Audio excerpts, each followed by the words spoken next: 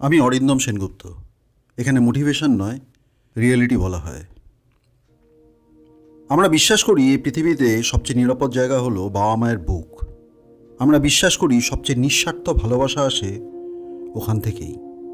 কিন্তু খুব কম মানুষই সাহস করে এই প্রশ্নটা করে, যদি ভালোবাসার প্রথম আঘাতটাও ওখান থেকেই আসে। আমি দোষ দিচ্ছি না, আমি অভিযোগ তুলছি না, আমি শুধু একটা নীরব সত্যের দিকে আঙুল তুলছি। আমাদের আত্মবিশ্বাস ভাঙার প্রথম হাতটা অধিকাংশ সময় ভালোবাসার হাতই হয়। একটা শিশুর জন্ম হয় ভরসা নিয়ে। একটা শিশু যখন জন্মায় সে কোনো ভয় নিয়ে আসে না। সে জানে না সে অযোগ্য, সে কম, সে ভুল। সে শুধু জানে আমি আছি। এই আমি আছি অনুভূতিটাই আত্মবিশ্বাসের বীজ। কিন্তু সেই বীজের চারপাশে আমরা কি বুনি? ছোট ছোট বাক্য, যেটা বড় ক্ষত। তুমি মনে করতে পারো তুই কিছু পারবি না, ওকে দেখ কত ভালো, তুই আবার ভুল করলি, চুপ কর, তোর দ্বারা হবে না। এই বাক্যগুলো মারধরের মতো শোনায় না, কিন্তু এগুলো প্রতিদিন নীরবে, ধীরে শিশুর ভেতরের কণ্ঠটাকে মেরে ফেলে। আমরা বলি আমি তোমাকে ভালোবাসি, কিন্তু আসলে মানে হয় তুমি যদি আমার মতো হও তবেই, তুমি যদি আমাকে গর্বিত করো তবেই, তুমি যদি অন্যদের থেকে ভালো হও তবেই। কিন্তু শিশু এটা বোঝে না ভাষায়, সে বোঝে অনুভবে। সে শেখে ভালোবাসা পেতে হলে আমাকে বদলাতে হবে। আর্য খুব চুপচাপ ছেলে ছিল। সে আঁকতে ভালোবাসত, রং, কাগজ, নীরবতা। একদিন সে তার বাবাকে একটা ছবি দেখিয়েছিল। বাবা বলেছিলেন, এগুলো দিয়ে পেট চলবে? আর্য কিছু বলেনি, শুধু ছবিটা ভাঁজ করে ড্রয়ারে ঢুকিয়ে দিয়েছিল। সেদিন না, কিন্তু ধীরে ধীরে সে নিজের রঙিন অংশটা বন্ধ করে দিয়েছিল। তুলনা হলো সবচেয়ে নীরব অত্যাচার। তোর দাদা কত ভালো পড়ে, পাশের বাড়ির মেয়েটা কি স্মার্ট। তুলনা শেখায় তুমি যথেষ্ট নও, তুমি কখনোই যথেষ্ট হবে না। আর শিশুটা তখন ভাবতে শুরু করে আমি ঠিক নই। আর এই চিন্তাটাই বড় হয়ে হয় লো self esteem, fear of failure, people pleasing. Parents R unconscious. তারা খারাপ নয়, তারা শুধু জেগে নেই। তারা নিজের ভাঙা স্বপ্নগুলো সন্তানের কাঁধে চাপিয়ে দেয়। তারা নিজের ভয় সন্তানের ভবিষ্যতে ঢেলে দেয় আর ভাবে এটাই ভালোবাসা। আজ আমরা বড় হয়েছি, ডিগ্রি আছে, চাকরি আছে, পরিচয় আছে, কিন্তু ভিতরে একটা ছোট শিশু এখনও কাঁদছে। সে এখনও প্রশ্ন করে আমি কি যথেষ্ট? আর আমরা 30 বছর বয়সে দাঁড়িয়েও কারো একটা ভালো করেছো শুনতে চাই। বাবা মারাও আহত শিশু। এখানে থামি একটা গভীর সত্য বলি, আমাদের বাবা মারাও ভাঙা মানুষ ছিল। তাদের বাবা মা তাদের ভেঙেছিল।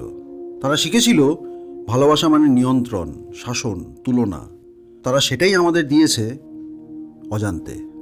অনেক বাবা মা বলে আমি তোর ভালোর জন্যই বলছি। হ্যাঁ, কিন্তু প্রশ্নটা হলো ভালো কিসের জন্য? সমাজের জন্য, নাকি সন্তানের আত্মার জন্য?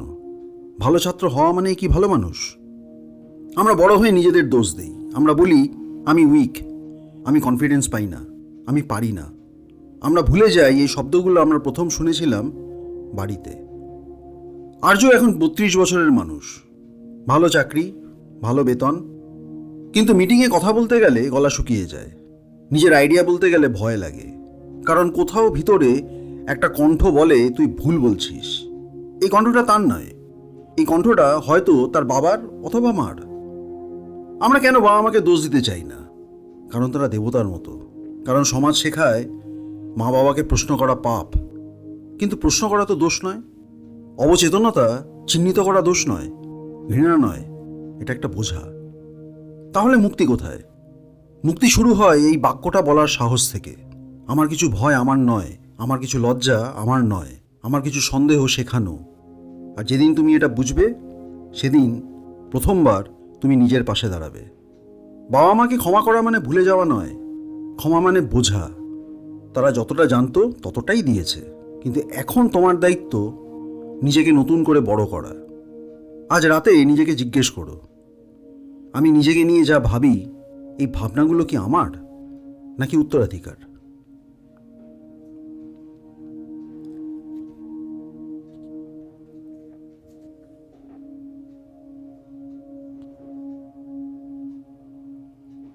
অরিন্দম সেনগুপ্ত অফিসিয়াল জীবনবোধের গল্পে আজ আপনারা শুনলেন বাবা মায়েরা অনেক সময় অচেতন। আমাদের আজকের গল্পের বড় বার্তাটি হলো, এই গল্পটা বাবা মাকে দোষারোপ করার নয়, এই গল্পটা নিজের ভেতরের শিশুটাকে চিনে নেওয়ার। ভালোবাসা সবসময় নিরাপদ হয় না, কখনো কখনো ভালোবাসা অজান্তেই আমাদের ভেঙে দেয়। কিন্তু এখন তুমি বড়, এখন তোমার দায়িত্ব নিজেকে আর ভাঙতে না দেওয়া। কারণ সবচেয়ে বড় অন্যায় ভাঙা শিখে নিজেকে সারা জীবন ভাঙতেই থাকা। যদি এই কথাগুলো তোমাকে কাঁদায়, ভালো, কারণ কাঁদা মানে তুমি এখনও জীবিত।